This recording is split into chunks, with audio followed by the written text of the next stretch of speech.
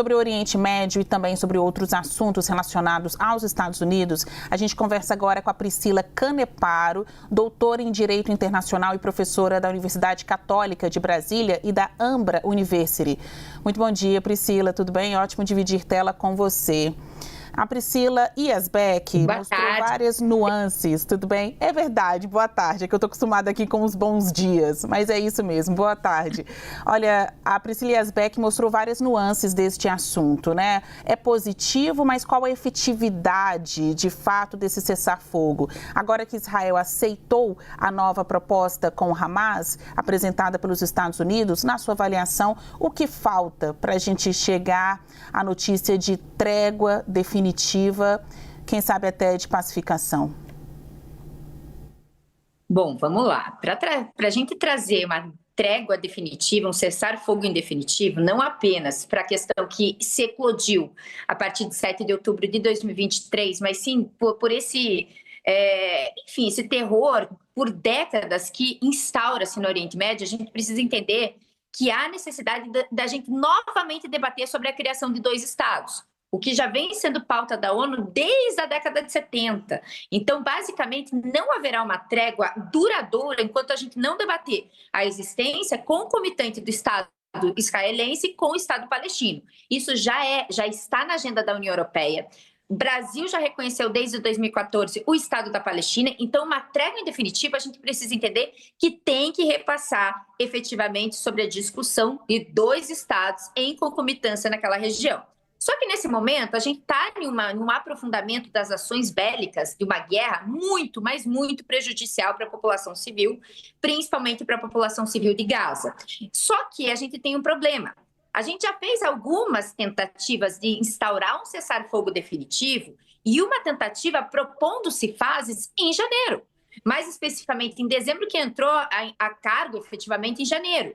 Só que o problema foi que Israel violou os termos desse acordo, segundo o Hamas e a comunidade internacional, e isso gerou uma insatisfação e uma desconfiança muito grande por parte do Hamas.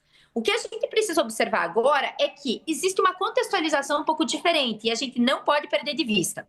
Qual é essa contextualização? O governo de Netanyahu tem um diálogo muito melhor com o governo Trump do que tinha com o governo do Biden. Então, a gente via dois posicionamentos quase que isolados aí, entre Netanyahu e Biden.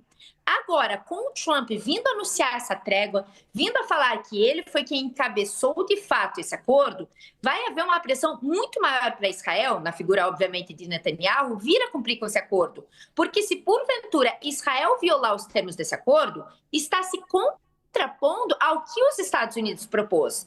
Esse ponto é importantíssimo. A gente tem que pensar que o maior aliado de Israel, efetivamente, no Ocidente, é os Estados Unidos, e numa retroalimentação, Israel é o maior aliado dos Estados Unidos dentro do Oriente Médio. Então, não tem como a gente observar uma instauração de uma crise diplomática por conta de uma violação do acordo que vem por intermédio, efetivamente, de Israel. Só que aí tem mais um ponto que me preocupa nos termos desse acordo, que é que Netanyahu declarou, de forma muito errada, obviamente, que a ONU, prestando essa ajuda humanitária em Gaza, ela se comportava como uma máfia, porque basicamente a ONU tinha interesses e acabava suprindo as necessidades, principalmente de combustíveis, de suprimentos para o Hamas. Só que o Hamas fala, e acertadamente nesse ponto especificamente, que tem que ser a ONU que empresta ajuda humanitária porque é, de fato, um foro neutro, como o Crescente Vermelho Internacional.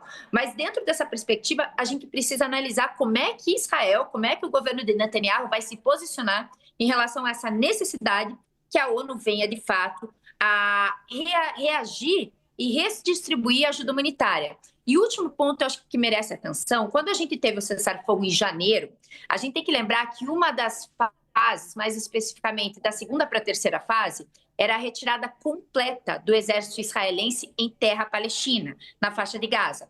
Agora a gente já viu que houve um abrandamento dessa reivindicação do Hamas, porque, na verdade, ele não está reivindicando nesse momento que Israel retire suas forças militares do seu território, mas sim reivindicando, por assim dizer, que Israel volte somente a ocupar o norte da faixa de Gaza, que é o que ocupava até janeiro de 2025. Então, a gente precisa ler esse contexto, que houve concessões mútuas de ambas as partes. É só esperar agora, né, para ver se a resposta virá positiva ou negativa de Israel, mas eu acredito que virá positiva, já que o Trump falou que vai anunciar esse acordo. Dentre tantos aspectos controversos que a senhora falou, também eu chamo a atenção para a questão da confiança, né? Falar agora que aceita, por quanto tempo? Alguns meses, alguns anos, dias até mesmo, se sentir combatido mais uma vez por algum gesto, né? E tem muito essa questão das interpretações, não necessariamente o fogo armado, uma guerra instalada, mas às vezes uma palavra ou algum outro episódio pode levar a interpretações equivocadas e colocar fogo novamente neste problema.